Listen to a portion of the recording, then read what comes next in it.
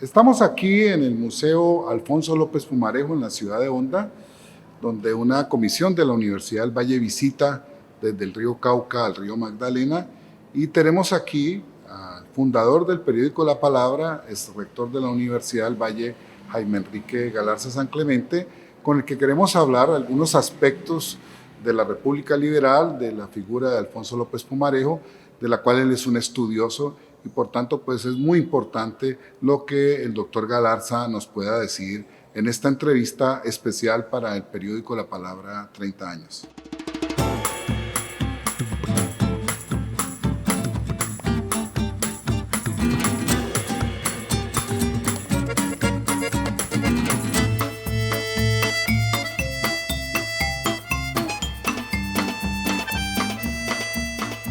Para mí, personalmente, es el estadista más importante que tuvo Colombia en el siglo XX y uno de los 3 o 4 grandes hombres que ha tenido este país. Paradójicamente, el doctor Alfonso López Pumarejo nació en el año de la Constitución de 1886, que fue una constitución de origen conservador, autoritaria, y que en mis años mozos, como muchos colombianos, yo la combatí porque tal vez no tenía los elementos suficientes para entender el porqué de esa constitución, por qué esa constitución tan autoritaria, tan centralista. Pero repasando ya la historia de Colombia, hay mucha bibliografía, indudablemente, se da cuenta de que esa propuesta política era fundamental para el momento que atravesaba el país.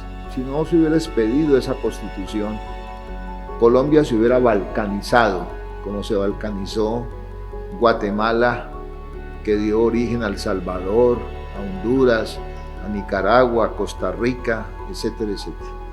Las élites regionales siempre conspiraron contra el centro, contra la posibilidad de unificar el país y hacer ellos sus propias políticas en una pretensión vana de querer un Estado federal, que fue uno de los equívocos mayores del liberalismo en su temprana juventud en Colombia, sin tener en cuenta que el federalismo aquí era imposible por cuanto los mercados regionales eran casi que inexistentes. Acá Popayán tenía un mercado, Cali era otro mercado, Cartagena otro mercado, Bogotá otro mercado, en Antioquia había otro mercado, y esos mercados era necesario unificarlos, pero no se podía hacer por medio del pacto federal, por cuanto las élites todavía no se habían afianzado con propuestas de desarrollo para sus regiones. Entonces, la idea federal realmente no funcionaba acá. Esa propuesta de Núñez y de Caro fue importante. Lo que pasa es que a un precio muy grande, que fue el precio de un régimen autoritario, de un régimen que en cierta medida limitaba los derechos humanos, las libertades públicas, pero que con el tiempo esa constitución se fue convirtiendo en una constitución nacional. Y el primero que le rompe, como dijo el maestro Ariel Chandía, el espinazo a la Carta del 86 es la reforma promovida por el doctor López Pumarejo de la Constitución del 86. Esa reforma es la de 1936 y luego la de 1945. Esa Constitución en cierta medida nos había puesto de acuerdo sobre lo fundamental en el decir del político conservador Álvaro Gómez Hurtado. Eso se rompió y viene la Constitución del 91, que nos ha precisamente llevado a una situación de volvernos a poner de acuerdo sobre lo fundamental. Es decir, a volver a hacer las discusiones que ya en cierta medida habían sido superadas un siglo y medio atrás.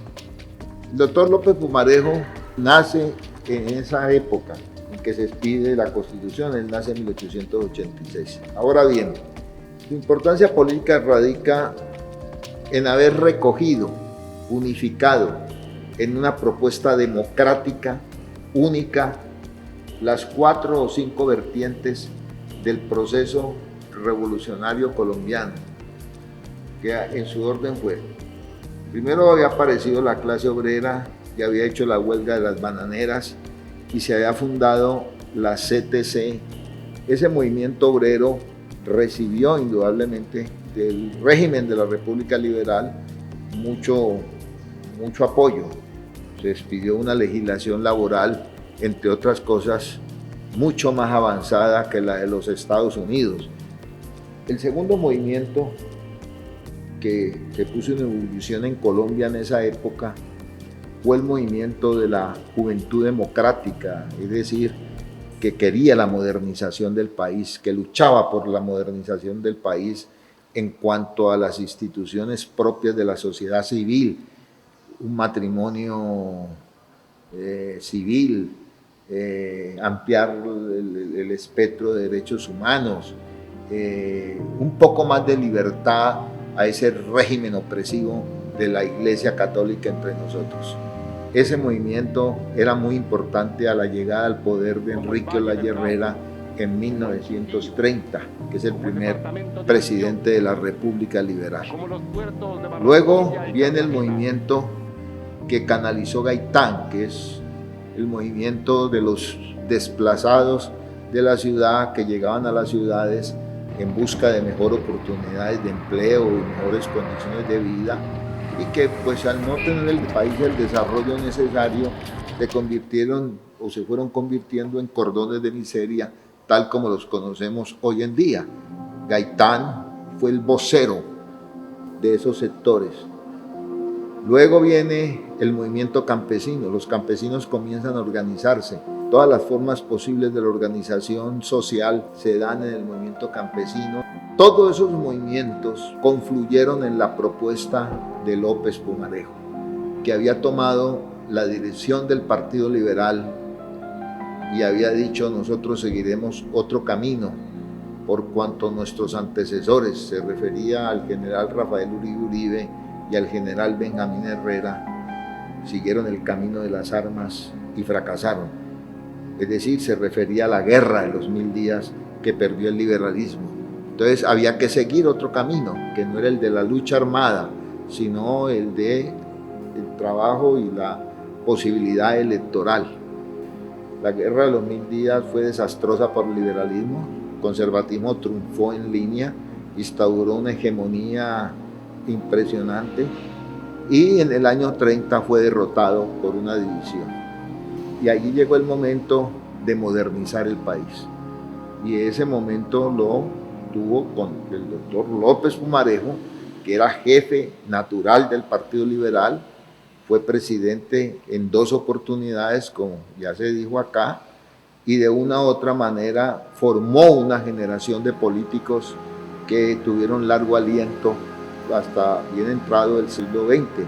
Y en cierta medida dio aliento para el movimiento revolucionario liberal, que impidió que el Partido Liberal, después de esa derrota en la insurrección de 1948, cuando ocurre el Bogotazo por el asesinato de Gaitán, no hubiera caído en el ostracismo. Bueno, hemos hablado aquí con el exrector de la Universidad del Valle, Jaime Galarza San Clemente, para este especial de la palabra 30 años que estamos haciendo directamente desde el Museo Alfonso López Pumarejo, aquí en la ciudad de Honda, a la cual hemos visitado con una comisión de profesores y estudiantes del periódico La Palabra y con la presencia del fundador del periódico durante su rectoría, el doctor Jaime Galarza. Te agradezco, Jaime, que nos hayas acompañado a todo este recorrido en este especial para el periódico La Palabra 30 años.